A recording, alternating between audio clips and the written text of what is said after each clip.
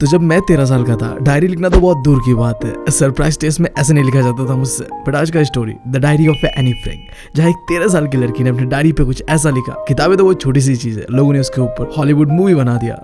But रुको, इससे पहले मैं हूँ तुम लोगों का दोस्त और होस्ट बीवी, निकल चुका स्टोरी टेलर बनने की जर्नी पे। एक्सपर्ट नहीं हूँ, बट हाँ वो चीजें करने का ट्राई कर रहा हूँ जिससे मुझे अच्छा फील हो और तुम लोगों को ये स्टोरी मरते दम तक याद रहे। तो आओ इस स्टोरी को करते हैं शुरुआत। तो हमारी इस कहानी का शुरुआत होता है 13 साल की एनी फ्रैंक से, जिसका जन्म हुआ था जर्मनी के अंदर पे 1929 को। बट दिक्कत ये ना कि हमारी एनी फ्रैंक थी एक जूश गर्ल एंड हिटलर को ये जूश लोग बिल्कुल पसंद नहीं था। तो वर्ल्ड वॉर 2 के दौरान हिटलर और उसका जो नाजी पार्टी था, उसने जर्मनी के अंदर में जितने भी जूश लोग थे ना, उनके ऊपर भयंकर लेवल वाला अत्याचार, टॉर्चर किया। अब इन सब से भागने के लिए जुलाई 1942 को एनी, उसकी फैमिली और 4 दोस्त जर्मनी से भाग के आते हैं नेदरलैंड का कैपिटल सिटी एम्स्टर्डम पे, जहाँ पे एनी का डैडी ऑटो फ्रैंक का ऑफिस था। तो एनी के डैडी के ऑफिस के अंदर पे वो 2 साल बिताते हैं छुप के ऐसे ही नाजी पार्टी से। बट जब हिटलर और उसके नाजी पार्टी ने नेदरलैंड को भी अपने कब्जे पे ले लिया था, तो एनी फ्रैंक और उसके सारे फैमिली और दोस्तों को भी पकड़ लिया गया, जहाँ से वो छुपे हुए थे, और डाल दिया गया कंसंट्रेशन कैंप पे। और तुम्हें पता है कि कंसंट्रेशन कैंप पे लोगों के साथ क्या होता था? अलग लेवल वाला टॉर्चर। और ये टॉर्चर हमारी एनी सह नहीं पाई, और उसी कंसंट्रेशन कैंप में उसके सिस्टर और उसने आखिरी सांसें ली। पूरे फैमिली के अंदर में बस एनी का डैड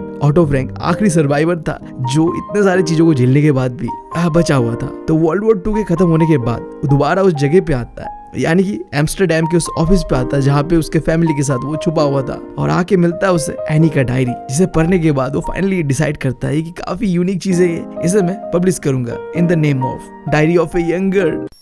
तो सीन कुछ ऐसा था, एनी के 13th बर्थडे पे उसके डैड ने एक डायरी गिफ्ट किया, और ये वही डायरी था जिसके अंदर पे एनी ने 12 जुलाई 1942, यानी कि जो उसका 13th बर्थडे था ना, उससे लेके जो आखिरी सांस उसने लिया उस कंसंट्रेशन कैंप के अंदर पे, वो सारी चीजों को रिकॉर्ड करके उस डायरी के अंदर पे रखा था। यानी कि जो डायरी का आखिरी एंट्री था वो था 1 अगस्त 1944 तक का। जो भी चीजें इस दौरान एनी ने इस डायरी के अंदर में लिखा, वही है the diary of a young girl का कहानी। सही में बताऊं ना, तो हमारा स्टोरी का शुरुआत अभी होता है 13th बर्थडे पे एनी फ्रैंक के डैड ने उसे एक डायरी गिफ्ट किया, राइट। अब एक 13 साल की लड़की को जब एक डायरी मिलता है, वो सोच विचारों में खो जाता है कि अब करना क्या है इसका। पहला बात तो ये चल रहा होता दिमाग में, आज तक मैंने कभी लिखा नहीं डायरी, अब क्या लिखूं इसके अंदर पे।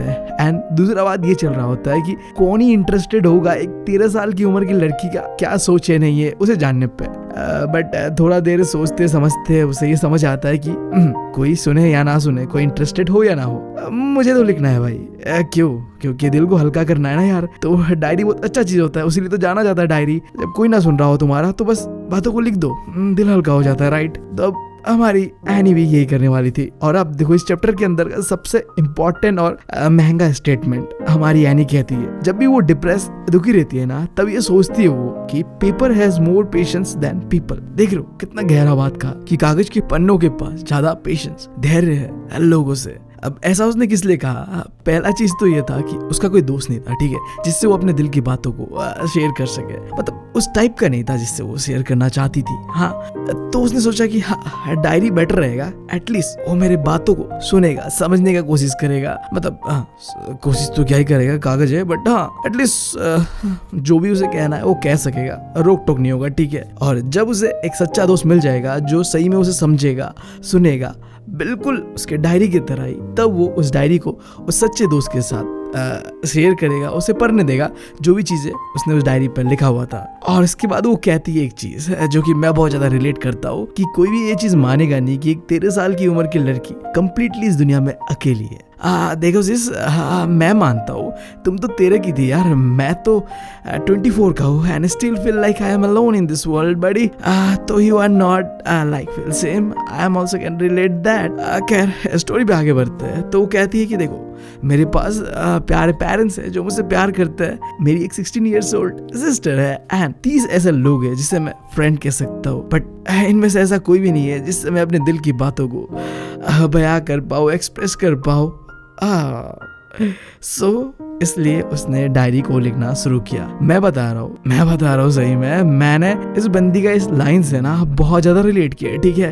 देखो तुम्हें पता नहीं होगा बट मेरा यूट्यूब चैनल खोलने का भी एक बहुत ही इंपॉर्टेंट रीजन यही था कि आई फील लोनली ब्रो। कोई नहीं था जो जिससे मैं बातें कर सकूं, तो मैंने खोल दिया ये चैनल और जो भी दिल में आता है, फीलिंग होता है, वो मैं तुम लोगों के साथ शेयर करता हूँ। आई डोंट नो तुम्हें क्या लगता होगा कि this guy must be weird and all and all, but ऐसा नहीं है कुछ bro. It's just my loneliness है कि इंट्रोवर्ट हो और चीज़ों को किसी से शेयर नहीं कर पाता हो, तो you are my friend, that's it. तो जैसे मैंने तुम लोगों को मेरा दोस्त मान लिया है, उसी तरीके से हमारी एनी ने भी इस डायरी को अपना दोस्त मान लिया है और एक नाम भी दे दिया था। क्या? किटी। ऐसा नाम तो कोई बिल्लियों का देता है ना, बट ठीक है, डायरी का नाम किटी। ओके, मैंने मान लिया, तुमने मान लिया। अब देखो, डायरी को दोस्त बना लिया, नाम भी दे दिया किटी। अब इसके अंदर पर लिखना क्या है? तो सबसे बेस्ट जो चीज उसने सोचा कि आगे जाके जो भी मेरा दोस्त होगा उसे पढ़ेगा, समझेगा, और जरूरी ये है कि वो दोस्त उसके बारे में जाने। तो वो पहला चीज हमारा एनी ये करता है कि अपने बारे में एक ब्रीफ स्केच, यानी कि वो कैसा है, उसके फैमिली में कौन कौन है, वो एक ब्रीफ आइडिया उस डायरी के अंदर पे लिखता है। तो देखते हो क्या ब्रीफ स्केच उसने उस डायरी के अंदर पे अपने लाइफ के बारे में लिखा था। देखो यार, मेरे साथ ना एक दिक्कत है, तुम्हें पता है कि I am from north east, right. तो मैं ना यार कभी कभी लड़का और लड़कियों में भेदभाव करता ही नहीं यार। लाइक लड़की को था कर देता हूँ एंड लड़कों को थी कर देता हूँ। तो वो तुम समझ जाना, बात लड़की का ही हो रहा है। एनी फ्रैंक लड़की है तो थी होना चाहिए, बट आ जाता है कभी कभी गलती है, ठीक है, तो उसे इग्नोर करना। अब ये जो ब्रीफ कैरेक्टर स्केच एनी के लाइफ के बारे में था, यहाँ सबसे पहले बताता है एनी अपने मॉम एंड डैड के बारे में। जब एनी का डैड 36 इयर्स का होता है एंड एनी का मॉम 25 इयर्स का होता है, तो दोनों शादी कर लेते हैं। एंड उसका सिस्टर जो कि 16 इयर्स ओल्ड था, पहले बताया था उसने, बट इस बार यहाँ नाम मेंशन करता है, जो कि है मार्गो। इसका जन्म होता है फ्रैंकफर्ट, जर्मनी का एक सिटी है, वहां पे। कब होता है? 1926 को। और वो अपना भी डेट ऑलरेडी जो कि मैं तुम्हें बता ही चुका हूँ, 1929 को हमारी एनी फ्रैंक जन्म लेती है। अब देखो, जब एनी 4 साल की होती है, तब ऑटो फ्रैंक यानी कि उसका फादर 1933 को माइग्रेट करता है हॉलैंड के लिए। एंड फादर के साथ साथ जो मॉम होती है एनी फ्रैंक का, वो भी माइग्रेट करती है हॉलैंड पे, और बाकी बच्चा वो और उसकी सिस्टर अपने नानी के घर रह जाती है। अब तुम में से ये चीज कई लोग रिलेट कर पाओगे, कुछ भी होता है मॉम एंड डैड तो नानी के घर ही छोड़ देते हैं, है ना। चलो कोई ना, जिसका दर्द है वही समझ पाएगा ये। बट हाँ, आगे बढ़ते हैं। बट देखो, लेटर दिसंबर में क्या होता है, मार्गो हॉलैंड आ जाती है। एंड फिर हमारी एनी भी फरवरी में, जब मार्गो का बर्थडे था, एज ए प्रेजेंट अपने बड़ी बहन के लिए एनी को भी हॉलैंड में लेके आया जाता है। एंड हॉलैंड में आने के बाद एक मॉन्टेसरी नर्सरी स्कूल होता है, जहाँ उसे क्लास 1 पे डाल दिया जाता है जब वो 6 साल की थी। और जब वो पहुंचती है क्लास 6 पे, तो उनका एक टीचर होता है कुपरस, जो कि इस स्कूल का हेड मिस्ट्रेस होती है। उनके साथ उनका बहुत ही अच्छा कनेक्शन था। बट साल के आखिरी में बहुत ही एक हार्ट टचिंग फेयरवेल होता है, जिसके बाद उनका टीचर और उनका जो भी था इंटरेक्शन स्कूल से खत्म होने वाला था। एंड फिर 1941 को एनी की ग्रैंड मॉम को थोड़ा हेल्थ इशू होता है, वो बीमार पड़ती है, जिसकी वजह से उनका एक ऑपरेशन करवाना होता है। और वो ऑपरेशन बिल्कुल एनी का जो बर्थडे होता है उस समय हो रहा होता है। तो ऑपरेशन के कारण एनी का बर्थडे उतना धूमधाम से सेलिब्रेट नहीं होता है, नॉर्मली कर दिया जाता है। बट इतने सारे सैक्रिफाइसेस के बाद भी एनी की दादी बच नहीं पाती है। जनवरी 1942 को एनी की दादी डेथ कर जाती है, जो कि एनी के लिए बहुत ही बड़ा एक दर्द देने वाला चीज था, क्योंकि वो अपनी दादी से बहुत ज्यादा प्यार करती थी। तो जब अगला साल बर्थडे होता है ना एनी का, तो अपने बर्थडे केक पे एक एक्स्ट्रा कैंडल जला देती है as a memory of his grandmother, I guess, ठीक है। अब आ जाओ बैक टू प्रेजेंट, 20 जून 1942।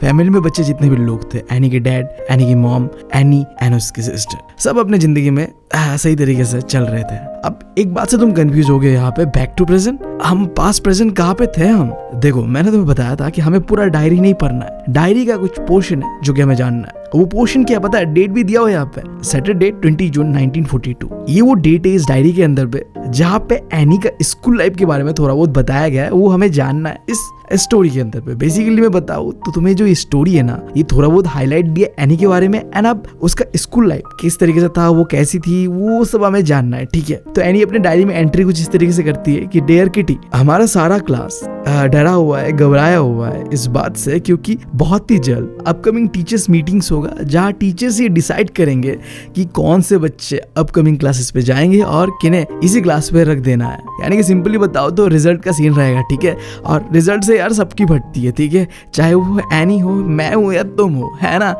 रुको रुको, ऐसा नहीं है। अगर तुम बैक बेंचर हो ना तो तुम्हारी बिल्कुल नहीं फटेगी। हाँ, मैं क्यों ऐसा कह रहा हूँ देखो, अभी तुम्हें समझ आएगा। अब जहाँ पूरा क्लास डरा हुआ इस बात से कि अपकमिंग मीटिंग है, क्या होने वाला है नहीं होने वाला है, वहीं पे एनी और उसके दोस्त जीएन के पीछे में दो लौंडे बैठे हुए थे, प्योर बैक बेंचर्स, ठीक है, जिनका अलग ही चल रहा था भाई। एक का नाम था सीएन और दूसरे का नाम था जैक। दोनों भाई ने अपना जो हॉलीडे का सेविंग्स था ना, वो सट्टे पे लगा दिया था कि भाई तू पास होगा या मैं पास होऊंगा। दे आर बी लाइक, भाई देख तू तो इस बार पास हो ही जाएगा।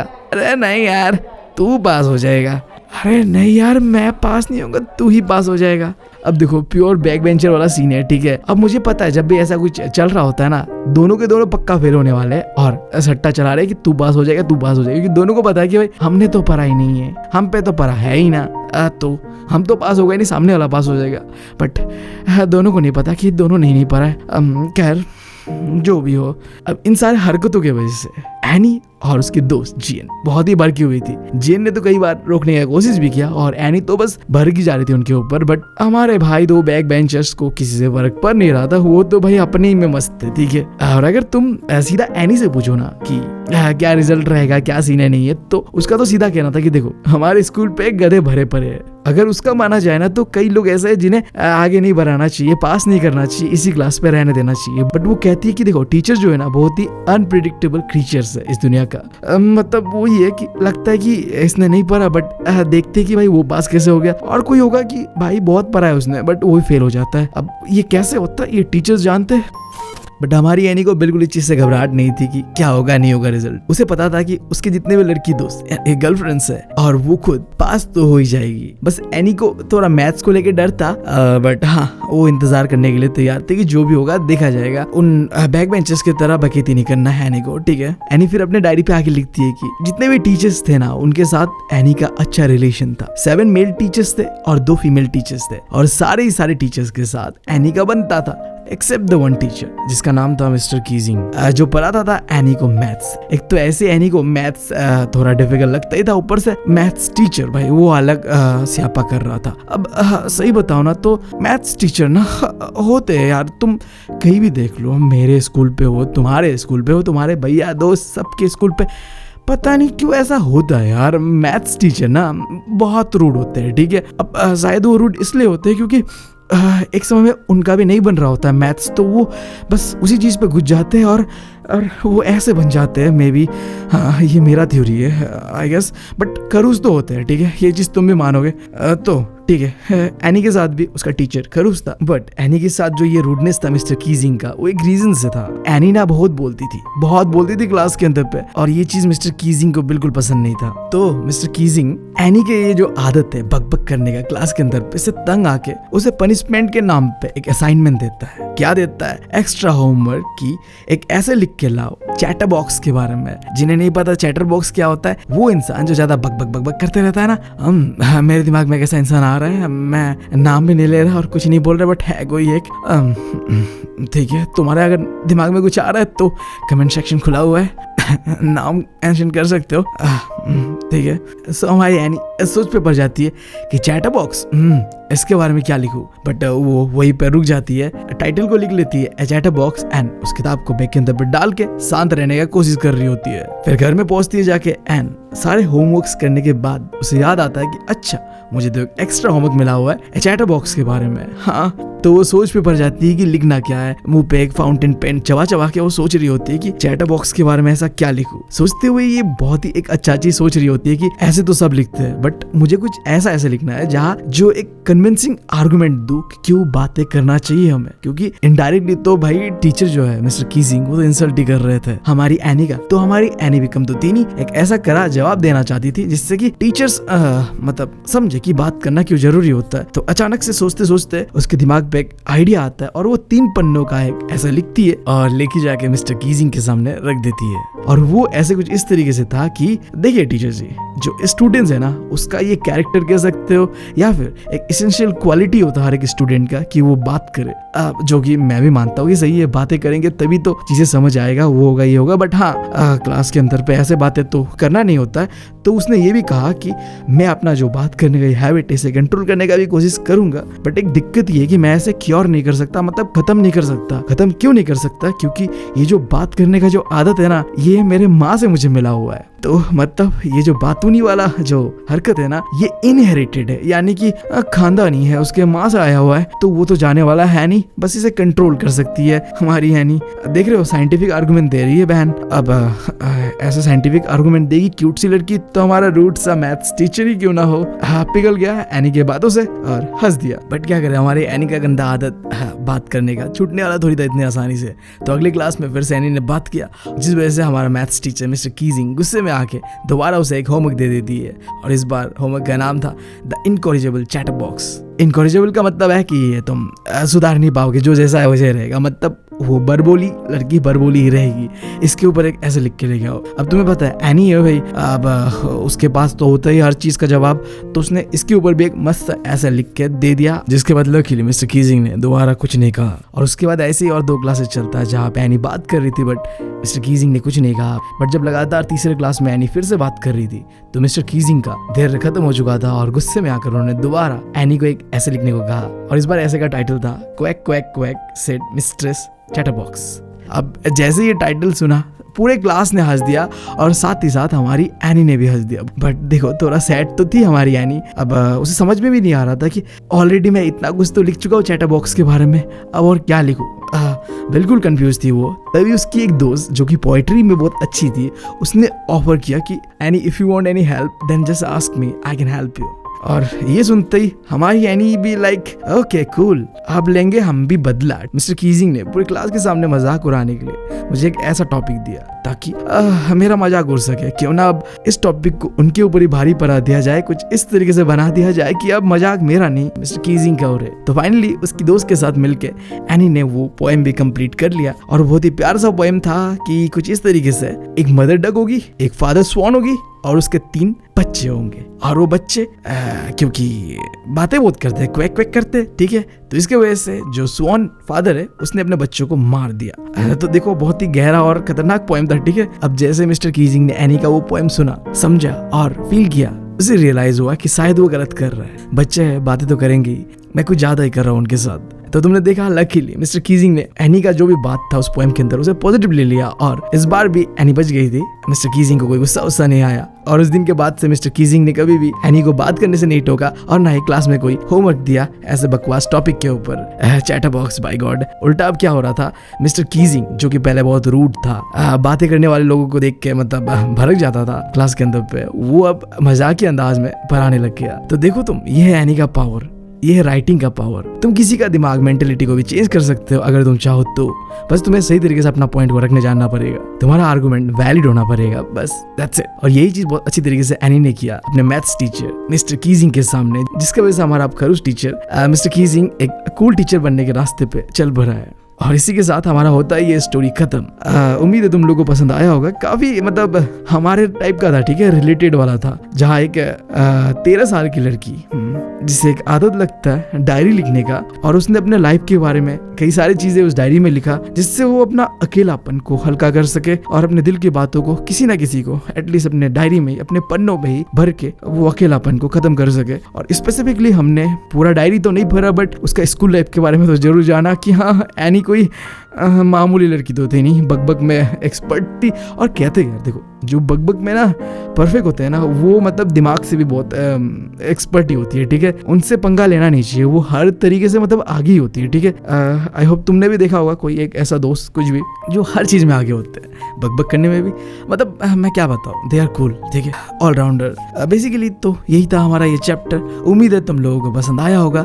थोड़ा लेट हो गया था क्योंकि मेरा मूड थोड़ा ठीक नहीं था, और तुम्हें पता है कि मैं अपने मूड के हिसाब से काम करता हूँ, but I being a responsible guy आगे से समय से आएगा वीडियोस, तो सॉरी फॉर दैट, दिल से सॉरी, ठीक है। Thank you, love you all. और हाँ, अगर चैनल पसंद आए तो सब्सक्राइब कर लेना, और एक सेकंड चैनल है द सिबलिंग्स के नाम से, उसे भी सब्सक्राइब कर लेना। Thank you, love you all.